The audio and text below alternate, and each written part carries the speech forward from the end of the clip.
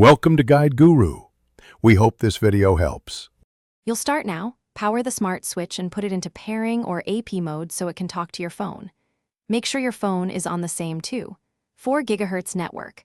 Alexa commonly won't see 5 GHz devices. Open the switch maker's app, sign in, and add the device. This registers the switch to the cloud.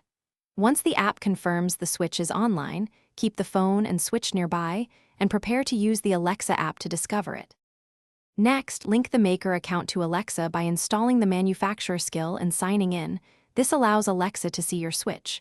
Grant any requested permissions, device control and discovery, so Alexa can access your hardware. Once linked, open the Alexa app, go to Devices, then add Device or simply say, Alexa, discover devices. Alexa will query the cloud and the switch should appear. If it doesn't, retry Discovery. Finally, give the switch a simple name in the Alexa app so your voice commands are reliable.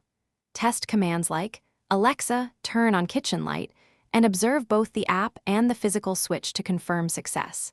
If the switch misses commands, make sure the device stays on the 4 GHz network and has the latest firmware, then reboot the router and the switch. One key troubleshooting tip: if discovery fails repeatedly, unlink and relink the manufacturer skill. This often clears token or permission issues.